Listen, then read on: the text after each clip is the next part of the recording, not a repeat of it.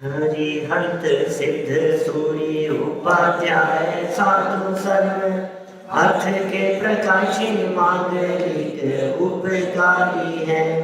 तिनको स्वरूप जान राग ते भरी जो भक्ति काय को नमाए स्तुति को उचारी है। दंड दंड तिन ही ते काज सब आज भये कर जोड़े बारे बारे वंदना हमारी है। मंगल कल्याण सुख सो हम चाहते हैं। ओ मेरी ऐसी दशा जैसी तुमदारी है। ओ मेरी ऐसी दशा जैसी तुमदारी है। ओ मेरी ऐसी दशा जैसी तुमदारी है। क्षत्र चूड़ामणि नामक इस ग्रंथ के आधार से राजमाता विजया उसे वैराग्य उत्पन्न हुआ। ज्ञानियों को परिस्थितियां देखकर वैराग्य हुआ करता है और अज्ञानियों को आकुलता। अज्ञानियों को आकुलता, ज्ञानियों को परिस्थितियां देखकर वैराग्य होता है और अज्ञानियों को उन परिस्थितियां देखकर आकुलता होती है, घबराहट होती है, टेंशन होती है। और इसका कारण यह है कि उनके पास में परिस्थितियों को देखने का नजरिया नहीं है, उन्हें देखने का दृष्टिकोण नहीं है।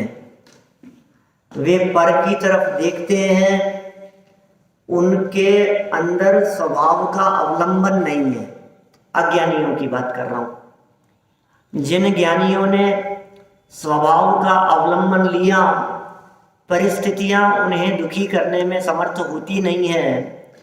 जगत की उतार चढ़ाव जन्य उन परिस्थितियों को देखकर उनके हृदय में वैराग्य ही उत्पन्न होता है। रानी विजया पहले से ही धार्मिक थी और अब तो सारे कार्यों से निवृत्ति भी मिल गई है। अब चित्त में किसी प्रकार का कोई शल्य भी नहीं बचा है और शल्य रहित हो जाना यह एक प्रकार से व्रत अंगीकार करने के लिए उत्तम काल है।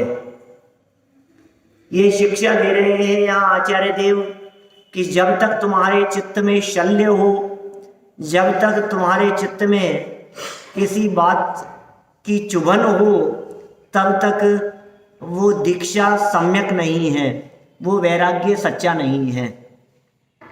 इसलिए जब कभी भी वैराग्य का प्रसंग बने तो अपने आप को टटोलना चाहिए कि ये जो हमारी स्थिति है इसमें कहीं आकुलता के कारण, टेंशन के कारण, जगत की बातों को जंजाल समझ करके और उनसे पीछा छुड़ाने के लिए तो कहीं दीक्षा नहीं ले रहे हैं। उन सब के पीछे हेतु क्या है? बोले सम्यक ज्ञान यदि हेतु बनेगा तो आपकी दीक्षा यथार्थ होगी। देखिए राजमाता का विचार क्या चल रहा है। रानी विजया पुण्य और पाप के विषय में कुछ विचार कर रही हैं। क्या विचार कर रही हैं? पेज नंबर 510 पर और श्लोक नंबर 12 में देखिए। फलम च पुण्य पापानां मया मय्येव वीक्षितम् शास्त्राधृते किमन्यत्र कर्म पापोऽयमीक्षितः। और जब मैंने शास्त्रों के बिना अपने आप में ही पुण्य और पाप का फल देख लिया तो फिर यह कर्मों का फल दूसरे स्थान में मैं क्यों देखूं? वाह, क्या सुंदर बात कह रहे हैं। ये बात तो नीति की कही है, लेकिन मानो विजया माता के हृदय में ये बात रख दी गई हो।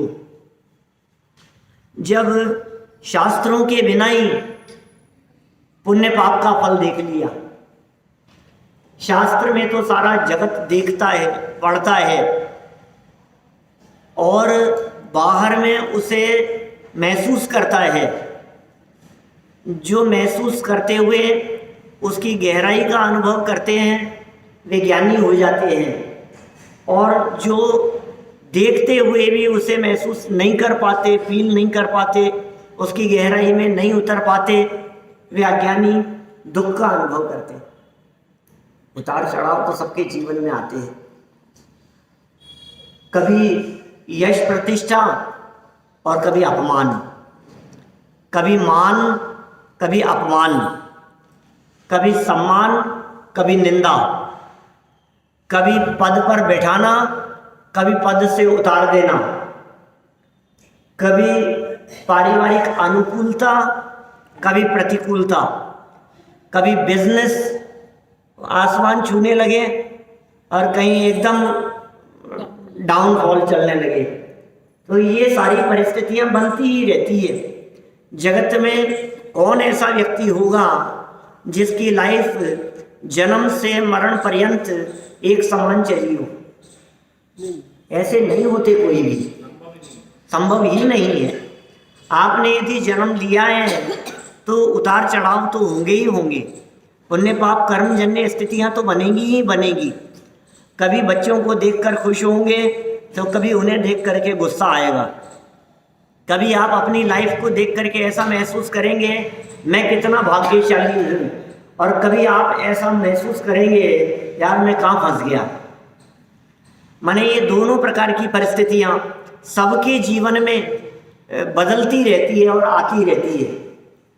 अब इन बदलती हुई परिस्थितियों को देखकर आपको यदि शास्त्र याद आ जावे तो शास्त्र में पढ़ने की जरूरत नहीं है, अपने जीवन को देख लो। जो बातें शास्त्र कह रहे हैं उन बातों को आप अपने जीवन में भी तो देख सकते हो। देखो ये कह रहे हैं यहाँ पर विजया माता ने देख लिया, और क्या शब्द दिए हैं, बड़े मार्मिक शब्द हैं पिताजी साहब। देखो क्या कह रहे हैं, जब मैंने शास्त्रों के बिना अपने आप में ही पुण्य और पाप का फल देख लिया, अपने आप में ही देख लिया, पुण्य का फल भी और पाप का फल भी शास्त्रों के बिना ही। अरे सीता के जीवन में घटी हुई घटनाएं, चंदनवाला के जीवन में घटी हुई घटनाएं, और अंजना के जीवन में, सती मनोरमा के जीवन में, राम लक्ष्मण के जीवन की परिस्थितियां, श्रेणिक के जीवन की परिस्थितियां, भरत बाहुबली की घटनाएं, कौरवों और पांडवों का चित्रण, कोई जरूरत नहीं है, कोई जरूरत नहीं है। कौरव और पांडव झगड़े थे, ये बात पुराणों में लिखी है, लेकिन हम भाई भाई झगड़ रहे हैं, ये तो प्रत्यक्ष दिख रही है। बोलो, वो तो एक गांव के लिए झगड़ लिए थे, ये यहाँ तो स्पष्ट दिख रही है ना ये बात। इन परिस्थितियों को आप अपने ही जीवन में देखकर विचार क्यों नहीं करते हो? क्या वैराग्य के लिए शास्त्र चाहिए? क्या शास्त्र पढ़ पढ़ करके वैराग्य होता है? जो अपने जीवन को देखते हैं उन्हें भी वैराग्य हुए बिना नहीं रहता, क्योंकि भाई ये सभी दिन जात न एक समाना, सभी दिन एक समान नहीं होते। घर में कभी किसी का मरण भी होगा तो किसी के अटैक भी आएगा, कभी अस्पताल के चक्कर भी लगेंगे, ये सब परिस्थितियां बनेगी साहब। कभी आपस में मनमुटाव भी होगा तो कभी प्रसन्नता भी होगी, ये सब प्रकार की बातें। घर में यदि किसी का जन्म हो सकता है तो किसी का मरण भी तो हो सकता है, और होता ही है। तो ये सब पुण्य पाप कर्म के उदय की विचित्रताएं हैं। अकेले बनारसी दास जी के जीवन में नहीं, आपके जीवन में भी ऐसी घटनाएं घटेंगी। लेकिन देखो, वे तो ज्ञानी थे, पाप कर्म के उदयजन्य परिस्थितियां बनने पर भी उन्होंने धर्म नहीं छोड़ा, उन्होंने नैतिकता नहीं छोड़ी, उन्होंने सत्य का पथ, उससे वो विचलित नहीं हुए। मालूम है आपको, एक संतान हुई उनके बनारसी दास जी के, और उसे चेचक हो गया, माता निकल गई, ऐसा कहते हैं ना, पूरे शरीर में। और लोगों ने ये कहा कि भाई जाकर के वो माता के जल चढ़ाओ, शीतला माता की। उन्होंने नहीं चढ़ाया और बेटा मर गया। एक बेटा मर गया, दूसरा फिर बेटा हुआ, जन्म हुआ, और फिर उसके चेचक हुई। और फिर लोगों ने कहा कि देखो पहला मर गया था, क्या बासी रोटी खाओ और जल चढ़ाओ। नहीं चढ़ाया, दूसरा बेटा मर गया, तीसरा हुआ वो भी मर गया, चौथा मर गया, पांचवा, छठा, सातवां, हाँ बोलो आप। और चल रहा होगा, सीजन चल रहा होगा, मौसम होगा कि इस तरह के वर्षों तक अभी ऐसी परिस्थितियां बनती रही। और लोगों ने खूब समझाया लेकिन उनके समझ में नहीं आया। बोलो भैया, उनकी जगह अपन होते तो क्या करते?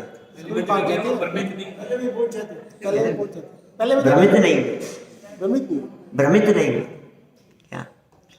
अरे जो जितनी आयु लेकर के आया है वो अपनी आयु से जीवित रहेगा।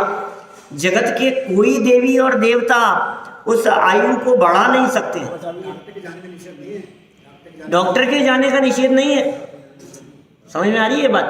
आप योग्य उपचार करो तो ठीक है, लेकिन आप अयोग्य उपचार करो तो गलत ही है। होता हुआ दिखता है। जिसका जन्म हुआ है, प्रति पल प्रति क्षण उसकी आयु खत्म होती जा रही है।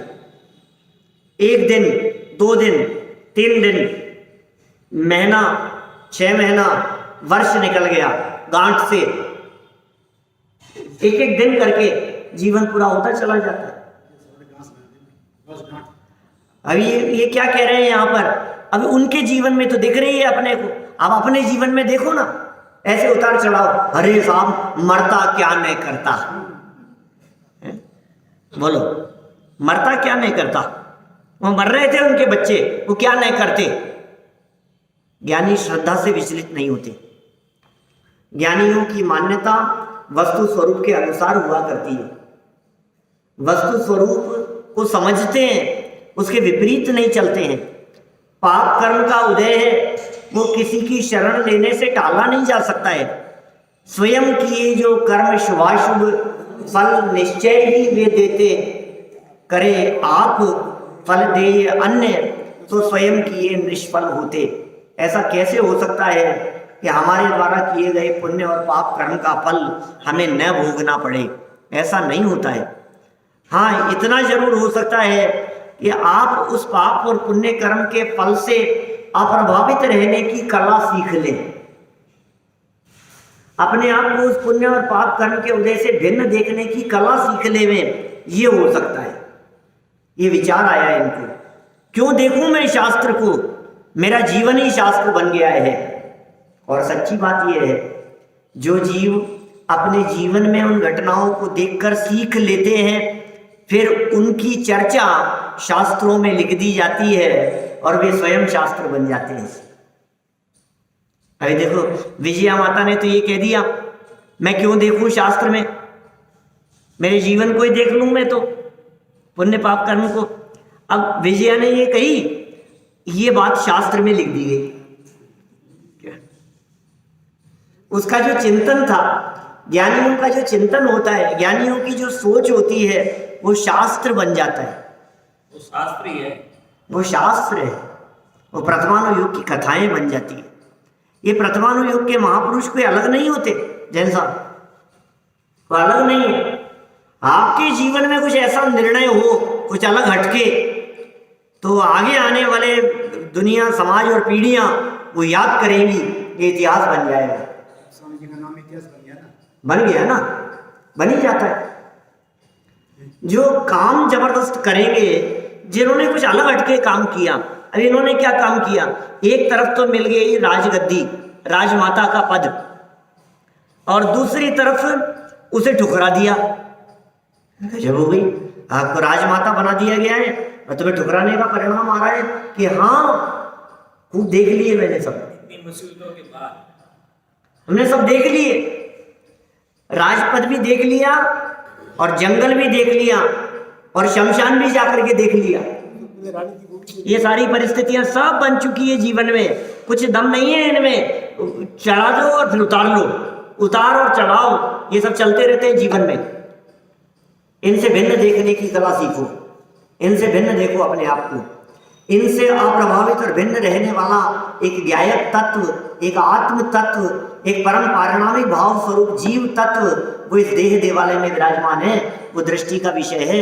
ये सारी की सारी अप्रभावित रहने रूप दशा, ये उसकी दृष्टि का कमाल है। कहां से आ गई इतनी दृढ़ता, कैसे आ गई इतनी हिम्मत? क्या मिल गया तुम्हें ऐसा जिसके भरोसे तुम राजपाट छोड़ रहे हो? क्या मिल गया ऐसा? कि कुछ तो बात है। उस राजपाट के आनंद से भी बढ़कर कोई और आनंद है, जिस आनंद की प्रचुरता के लिए अब कदम बढ़ाए जा रहे हैं, उसकी तीव्रता के लिए कदम बढ़ाए जा रहे हैं। कुछ और आनंद है, वो नहीं दिखता है साहब हमारे को। क्या बताइए, वो आनंद हमारे को नहीं दिखता है।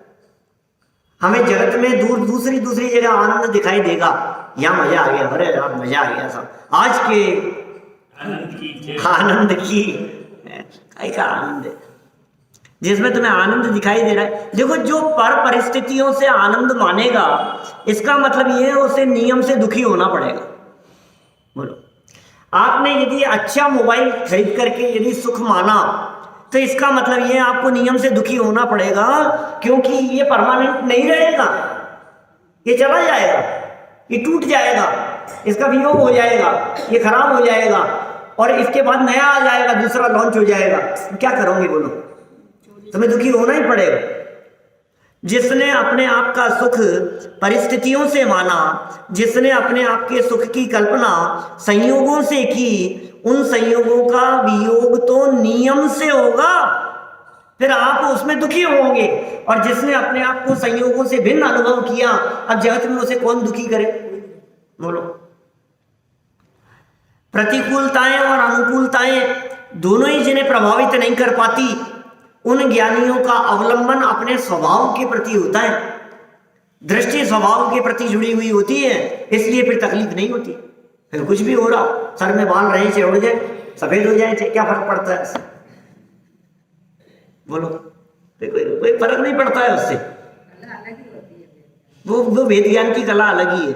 जो अपने आप को शरीर अनुभव नहीं करता, वो अपने आप को शरीर की परिस्थितियों से दुखी क्यों अनुभव करेगा?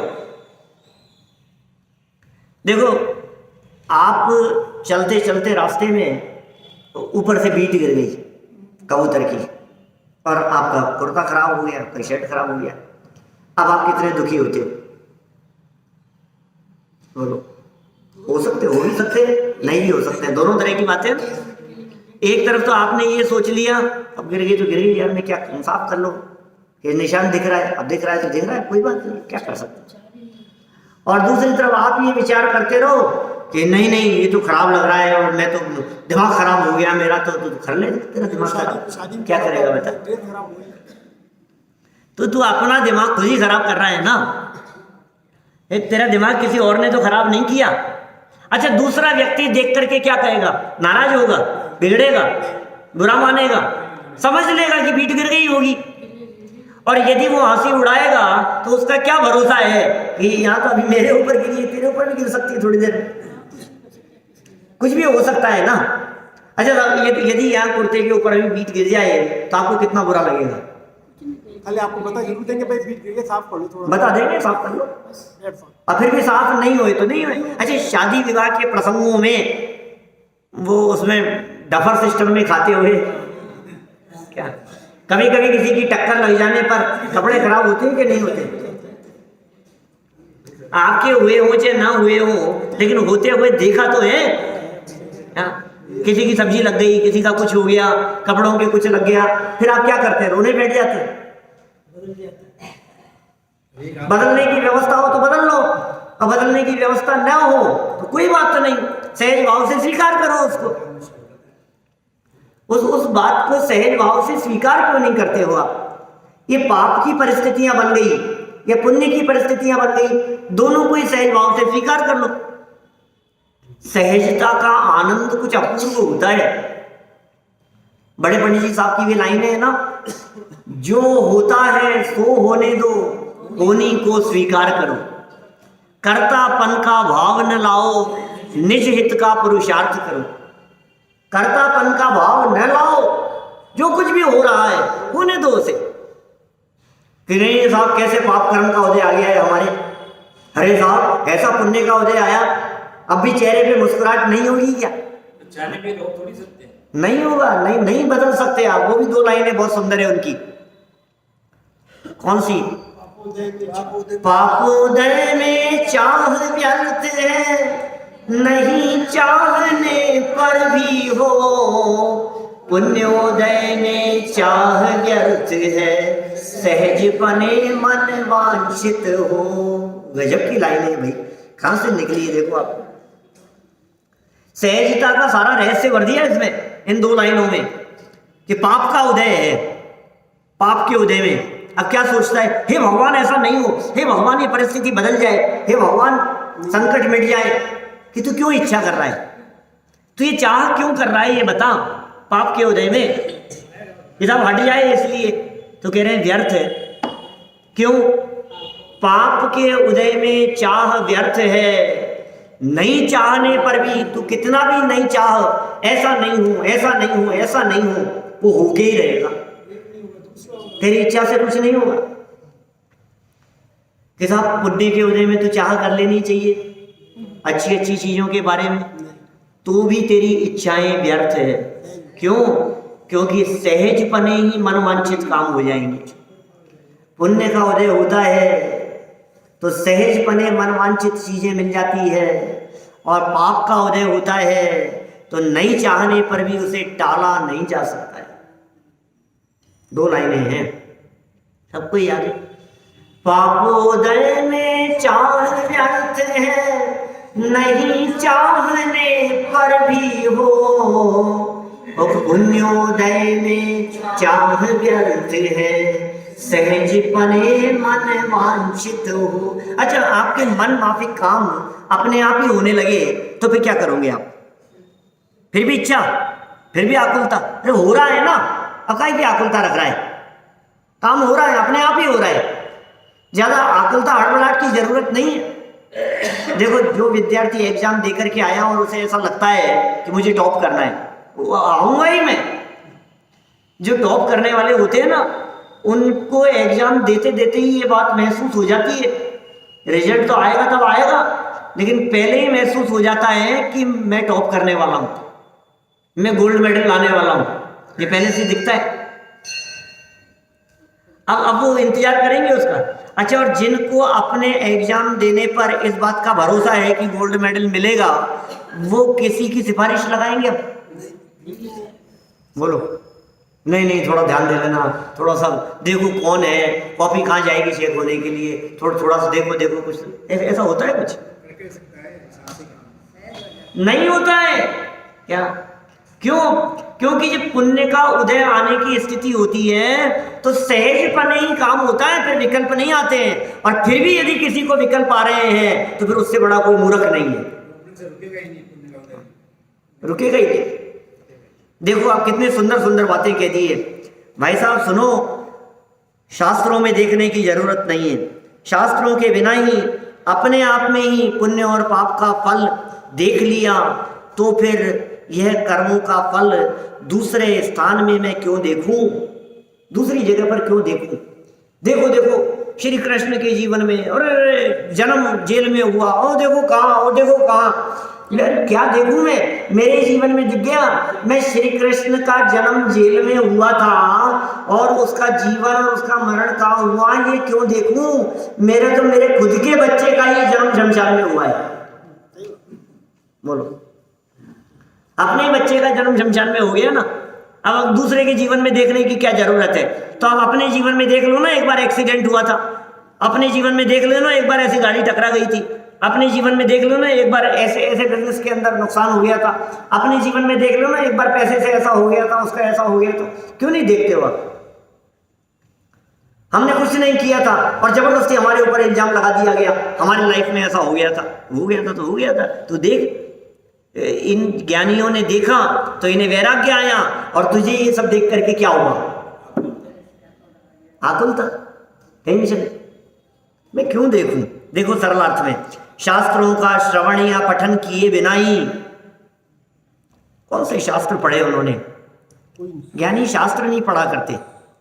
जो आत्मा को पढ़ते हैं उन्हें शास्त्र पढ़ने की जरूरत नहीं होती।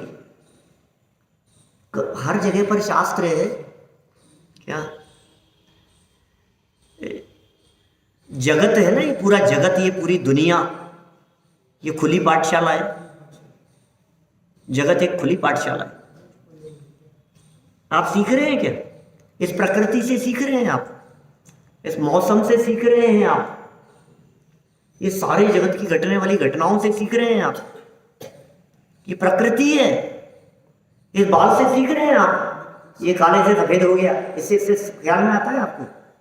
ये टूट करके सामने आ गया, इससे ख्याल में आती है आपको बात? इससे सीख रहे हैं आप। ये प्रकृति है, कण कण की स्वाधीनता, ये प्रकृति से सीखने को मिलती है।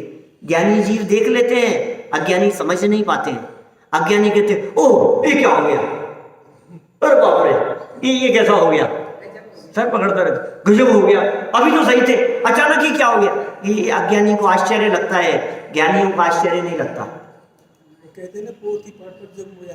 हाँ, पोथी पढ़ पढ़ जग मुआ, पंडित भया न कोय, और 2.5 अक्षर आत्म के क्या? पढ़े सो ज्ञानी हुए, पढ़े सो पंडित हुए। आत्मा में 2.5 अक्षर है क्या? अपने आत्मा के जो 2.5 अक्षर जिसने पढ़ लिए हैं, हो गया वो ज्ञानी। अब पढ़ने की जरूरत नहीं है। अब उसे दिख रहा है, अरे यार ये फाइल कैसे डिलीट हो गई, अरे यार ये क्या हो गया, अरे ये फाइल खुल क्यों नहीं रही है। देखो ना परमाणुओं की स्वतंत्रता, ये परमाणुओं की स्वतंत्रता क्यों नहीं दिख रही है? अरे देखते देखते आंखों से दिखना बंद हो गया, अरे आंखों के सामने अंधेरी छा गई, ये क्या हुआ, पैर फिसल गया, ये क्या? रोज दिख रही है आपको दिन भर घटनाएं। कभी नमक डालना भूल गए, कभी 2 बार डल गया, कभी बैठ ही नहीं रहे, जैसे डोसे बन रहे हैं तो बैठ ही नहीं रहे। अब क्या करो बोलो आप? तो आपको क्यों नहीं दिख रही है ये स्वाधीनता? आपने तो सारा जोर लगा लिया उसको बदलने के लिए, अब बदल नहीं पा रहे हैं, तो फिर समझ में आनी चाहिए ना बात हमारे को। दांत हिलने लग गया, अब क्या करूं मैं, अरे ये क्या हो गया, अभी तो हुआ क्या है, दिखेंगे भैया। ये सब तो लक्षण दिखने लगेंगे धीरे धीरे। हाँ, नोटिस आना शुरू होंगे और धीरे धीरे आएंगे ये सब नोटिस। ये कह रहे हैं यहाँ शास्त्रों में देख देख करके पढ़ने की जरूरत नहीं है, इस खुली पाठशाला में देखो। बच्चे प्रत्यक्ष सामने जवाब देते हुए दिखाई दे रहे हैं, तुम महसूस क्यों नहीं कर रहे हो? तुम्हारा राग और अपनापन दौड़ता रहता है उनके प्रति। तुम अपने राग से दुखी हो, तुम अपने मोह से दुखी हो। ये बच्चे दुखी करते नहीं है, अपने मोह से दुखी होते हो। देखो ना क्या कह रहे हैं, शास्त्रों का श्रवण या पठन किए बिना महावीर स्वामी ने कितने शास्त्र पढ़े होंगे वैराग्य के लिए। सीता को जब दीक्षा लेने का परिणाम आया तो उसने कितने शास्त्र पढ़े थे? जीवन देखा था। रामचंद्र जी ने दीक्षा कैसे ली थी? प्रथमानुयोग उठा करके देखो, पुराण उठा करके देखो तो तुम्हें पता लगेगा इस बात का। आईने के सामने खड़े हुए और एक बाल सफेद देखा और वैराग्य। छत पर खड़े थे और बादलों को विघटित होते हुए देखा, इंद्रधनुष, चपला चपलाई, बिजली की चमक, अरे नीलांजना की मृत्यु होते हुए देखा। जगत कैसा क्षणभंगुर है, जगत की असारता, ये स्वार्थीपन दिखते ही तुरंत वैराग्य का परिणाम आता है, दीक्षा लेने का परिणाम आता है, इस जंजाल से छूटने का परिणाम आता है। अब नहीं फंसेंगे हम, तो फंसा नहीं सकता है। ये पत्नी का, बच्चों का, माँ बाप का, भाइयों का, माताओं के आंसू यदि वैरागी जीव के वैराग्य को रोकने में समर्थ होते तो आज तक कोई दीक्षा नहीं ले पाता। ये परिणाम आता तो रुकता नहीं। अब ये होनहार बलवान है और पुरुषार्थ की कमी है, क्या करें, यही है स्थिति। तो कैसी बातें कह रहे हैं यहाँ पर देखो, शास्त्रों का श्रवण या पठन किए बिना ही मैंने अपने जीवन में, मैंने मतलब कौन, विजया, मैंने मतलब कौन, मैंने मतलब कौन, मैं। अब देखो, मैंने अपने जीवन में पुण्य पाप का फल प्रत्यक्ष देख लिया है। जैन साहब देखा क्या, अरुण जी साहब बोलो, देखा है, रोज देखते हो। मैंने पुण्य पाप का फल अपने जीवन में प्रत्यक्ष देखा है। मास्टर साहब प्रत्यक्ष देखा है, देख रहे हैं, प्रत्यक्ष देख रहे हैं, क्या अनुभव नहीं कर रहे हैं। हाँ, ये लेकिन मोह का पर्दा पड़ा हुआ है। ये कितनी सुंदर बात कह दी है। माने इन शब्दों को अपनी लाइफ में फील करो, आप महसूस करो, आप तो आपको ये भाव समझ में आएंगे कुछ। ये प्रत्यक्ष देख लिया है, अनुभव कर लिया है, अनुभव कर रहे हैं, दिन रात अनुभव कर रहे हैं। अतएव अब पुण्य पाप का फल दूसरे प्राणियों के जीवन में देखने की आवश्यकता ही नहीं रही है। क्या देखें दूसरे के जीवन में, और साहब इनके जीवन में तो बहुत ही उतार चढ़ाव है कि तुम्हारे जीवन में नहीं है। बैठे बैठे आंखें दर्द करने लग जाती है, बैठे बैठे आंखें सूज जाती है बोलो क्या करें, कुछ भी हो जाता है, देखना बंद हो जाता है, कान में मशीन लगने की स्थिति हो जाती है, हाथ पांव काम करना बंद कर देते हैं, घर में परिवार में परिस्थितियां किस किस तरह की बन जाती है। उन्हें देख करके तुम्हें वैराग्य क्यों नहीं होता है कि नहीं साहब इनके साथ तो हो गया, मेरे साथ नहीं हो सकता ऐसा। पिताजी के साथ तो हो गया, दादाजी के साथ तो हो गया। क्या ये बैठे हैं ना हमारे छोटी भाभी, ये इनके दादाजी जो है ना कितने सालों तक रहे, 103 वर्ष की उम्र होकर के उनकी डेथ हुई और लगभग 20-25 साल तक बिस्तरों में रहे। मतलब उनको आंखों से दिखाई नहीं देता था और कान से सुनाई नहीं देता था। बोलो आप, पैरालिसिस के 2 अटैक आए थे, आंखों से दिखाई नहीं देता था और कानों से सुनाई नहीं देता था। बोलो आप, और कितने 20-25 साल तक उनकी तो हुई, अपनी थोड़ी नहीं हो सकती है, नहीं हो सकती, हो सकती है।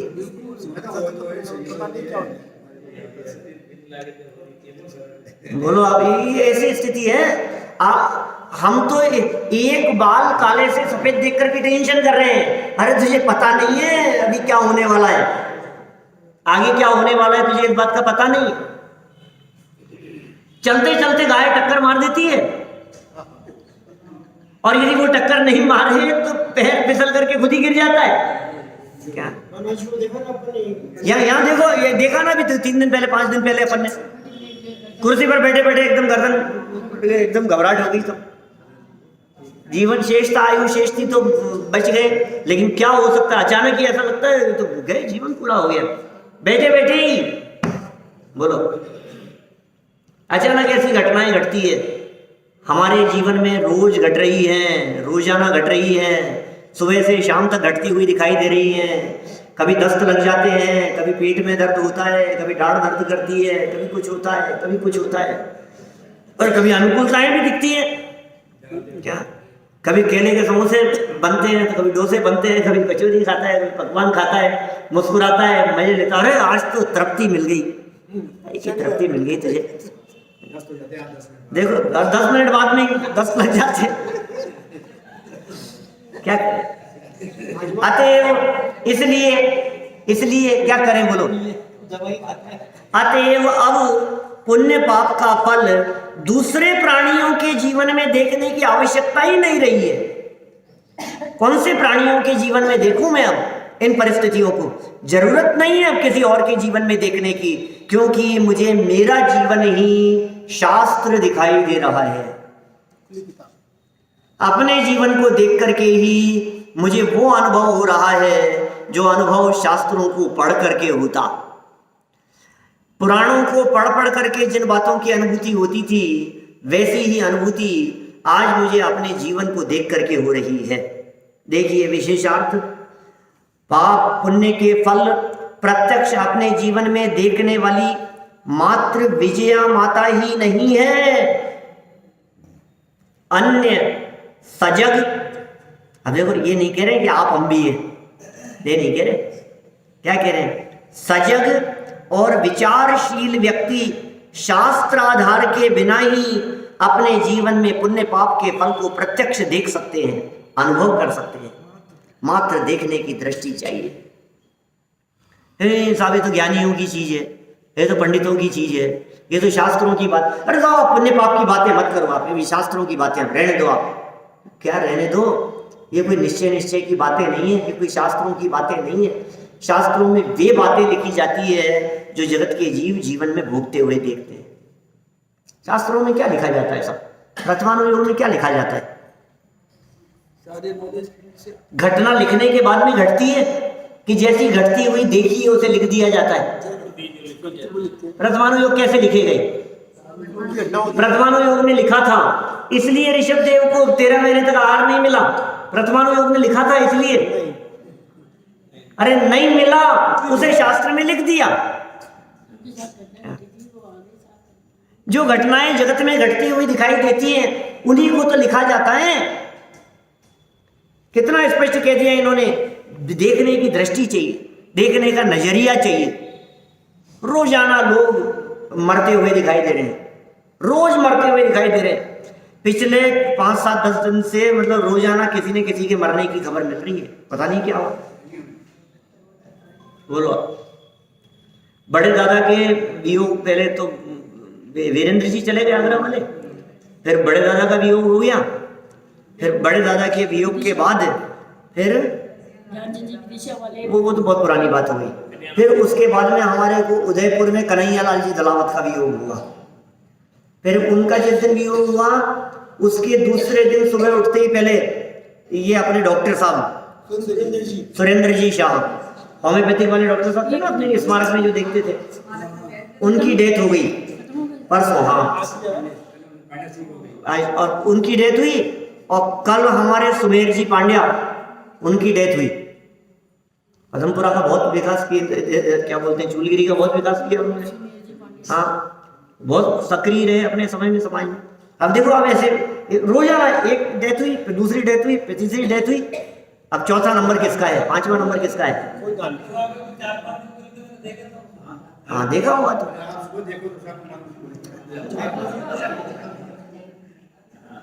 5-6 दिन तक, 5-6 दिन हॉस्पिटल में रहे। लेकिन भाई ये घटनाएं तो देखो किन की बात कर रहे हैं अपन। ये बात तो उनकी कर रहे हैं जो समझ लो आप 70 पार हो गए, जिनकी एज दिखाई दे रही थी हमारे को। लेकिन भाई साहब, कोई 15 साल का मर गया, कोई 12 साल का मर गया, वो 8 साल का मर गया। क्या अभी सुबह फोन आया हमारे बेगस में, कोई उनके 12 साल की बच्ची मर गई। बोलो आप, 12 साल की, अभी की बात कह रहा हूँ मैं, आधे घंटे पहले कॉल आया मेरे पास में, हमारे रिलेशन में 12 साल की बच्ची की डेथ हो गई। अभी अब क्या करो बोलो। ये आज की नई घटना, कल सुमेर जी की सुनी थी, परसों डॉक्टर साहब की सुनी थी, उसके पहले दिन कन्हैया लाल जी की सुनी थी। लाइन से घटना सुन रहे रोजाना, एक के बाद एक। अखबार रोजाना भरा रहता है, 5वें नंबर के पेज पे दैनिक भास्कर में पूरा भरा ही मिलेगा आपको। रोज घटनाएं दिख रही हैं हमारे को। सुनो भाई, घटनाएं तो घट रही है, दिल क्यों नहीं दहलता है? वैराग्य का परिणाम क्यों नहीं आता है? समलता क्यों नहीं है? और आज यदि तेरा जीवन पूरा हो जाएगा तो कल कौन सी जगह पे जाएगा और क्या करेगा वहां जाकर के? ठिकाना है कुछ? विचार ही नहीं करता है कुछ भी। फिर ये संयोग काम नहीं आएंगे। सज धज के जिस दिन मौत की शहजादी आएगी, ना सोना काम आएगा ना चांदी आएगी। अब लगाते जाओ, सब लग जाएंगे, सब लगा लो आप। ना पत्नी काम आएगी ना बेटा आएगा, बोलो। ना प्रवचन काम आएगा ना श्रोता आएंगे, बोलो। क्या काम आएगा? क्या क्या चीज काम आएगी? अपने परिणाम साथ जाएंगे, अपने भाव साथ जाएंगे। अपने विचार, चिंतन, समझ, वो सब साथ जाएंगी। कर लो विचार आप, क्या करना है आपको। ये सिखा रहे हैं यहाँ पर, दृष्टि चाहिए देखने की। हमने कहा ना, जगत एक खुली पाठशाला है, दृष्टि चाहिए। सीखने के लिए कदम कदम पे सीखता है व्यक्ति। परिस्थितियों से सीख रहा है, घटनाओं से सीख रहा है, वातावरण से सीख रहा है, मौसम से सीख रहा है, बच्चों से सीख रहा है, बड़ों से सीख रहा है, न्यूज़पेपर से सीख रहा है, आस पड़ोस को देख करके सीख रहा है, इस माइक को देख करके सीख रहा है। चलते चलते हो जाती है। बोलो क्या करो, इसका वायर हिल जाता है, बोलना बंद हो जाता है। तो क्या नहीं सीखना को मिल रहा है तुम्हारे को हर चीज से। इसके परमाणु स्वतंत्र है ना, स्वाधीन है क्या नहीं साहब। फिर आनंद जी वैसा उठते हैं यहाँ से, फिर इसको छेड़ते हैं, फिर उसको घुमाते हैं, ये सही नहीं हो रहा है, ये ऐसे ही चल रहा है, ये डिस्टर्ब कर रहा है। तो कर रहा है तो कर रहा है, क्या करो बोलो। हर कदम कदम पे सीखने को मिल रहा है ना आपको। कभी चश्मा टूट जाता है, कभी चश्मे का नंबर उतर जाता है, कभी फोड़े फुंसियां हो जाती है, कभी घाव हो जाता है, कभी कुछ हो जाता है, कभी नाखून ज्यादा कट जाता है। हर कदम पे सीखने को मिल रहा है ना तुम्हारे को। ये परमाणुओं की स्वाधीनता और स्वतंत्रता की व्यवस्था, ये कदम कदम पर सीखने को मिल रही है। लेकिन सीखता कौन है? ये वाक्य दिया, मात्र देखने की दृष्टि चाहिए। जिसके पास में देखने की दृष्टि होती है वो सीखता है, और जिसके पास में देखने की दृष्टि नहीं होती है, उसे कितने भी सिखाने वाले मिल जावे, वो सीख नहीं पाता। समझाने से नहीं सीखता व्यक्ति, समझ में से समझ आती है, ज्ञान में से ज्ञान आता है। ज्ञान तो ज्ञायक का है, ज्ञान तो अंदर से आता है। गुरुदेव बहुत बोला करते थे ऐसी पंक्तियां, जब इनका पढ़ते थे ना पंडित जयचंद जी छावड़ा साहब को, तो बार बार में ऐसा कहा करते थे, मरमी हुए मरम सो जाने। अपने संतोष पंडित जी को सुनाते थे, मूर्ख समझे नाय, मूर्ख जाने नाय। ज्ञान तो ज्ञानी के हृदय में है, अंदर से आता है, बाहर से नहीं आता है। शास्त्र को पढ़ पढ़ करके यदि वैराग्य होता तो अब तक तो कब का हो चुका होता। कितने पंडित हो जाते थे? बोलो, शास्त्र पढ़ने से थोड़ी ना होता है, किताबों से थोड़ी ना ज्ञान आता है, सिखाने से थोड़ी ना आता है। तो कहां से आएगा? अंदर से आएगा। आप सीखिए। देखने के लिए क्या चाहिए? दृष्टि चाहिए, नजरिया चाहिए। देखो क्या कह रहे हैं, यह जगत ही पुण्य पाप पुण्य का प्रत्यक्ष प्रदर्शन है। ये सारा जगत पुण्य पाप कर्म का प्रत्यक्ष प्रदर्शन है। और कदाचित आप अपने जीवन को न देख पा रहे हो तो सड़क पे देखो, रोजाना दुर्घटनाएं हो रही है, रोजाना एक्सीडेंट हो रहे हैं। कहीं कुत्ता तड़पता हुआ दिखाई देता है, कहीं बिल्लियां दिखाई देती है, कहीं चूहे को पकड़ लेती है, कहीं कबूतर मरा हुआ दिखाई देता है, कहीं चिड़िया और कबूतरों के अंडे फूटे हुए दिखाई देते हैं। सुनो सुनो, ये सारे दुख भोगे हैं हमने अतीत में, और यदि अब भी नहीं संभले तो तैयार रहो आप इन सारे दुखों को भोगने के लिए। वो दिन दूर नहीं है। यहाँ आज मरे और कल तीसरा दिन है, दुनिया कोई याद नहीं रखने वाली है तुम्हारे को, सब खत्म हो जाएगी। ये प्रत्यक्ष प्रदर्शन है। जगत यह जगत ही पाप पुण्य का प्रत्यक्ष प्रदर्शन है। पुण्य पाप का प्रत्यक्ष फल भोगने वाला व्यक्ति अपने पाप पुण्य के फल का प्रत्यक्ष दर्शन करता है, खुद अनुभव कर रहा है उस चीज का, दिख रही है चीज। और विवेकशील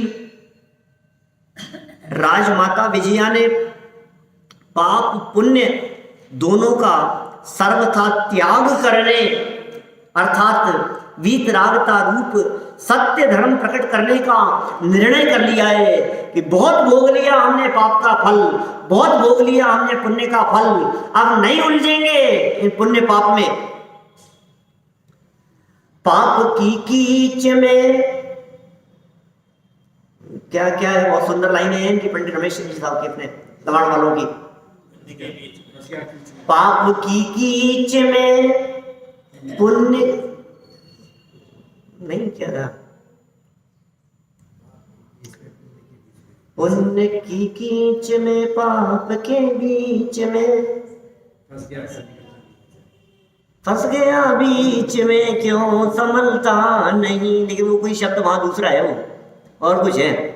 भाव यही है। पाप और पुण्य के कीचड़ में, उसमें उलझन में बीच में फंसा हुआ दिखाई देता है, तो संभलता क्यों नहीं है भाई? ये संभलने का काल आ गया है, ये वीतरागता प्रकट करने का काल आ गया है, ये सत्य धर्म को समझकर उसका निर्णय करके अपने जीवन में उतारने का काल आ गया है।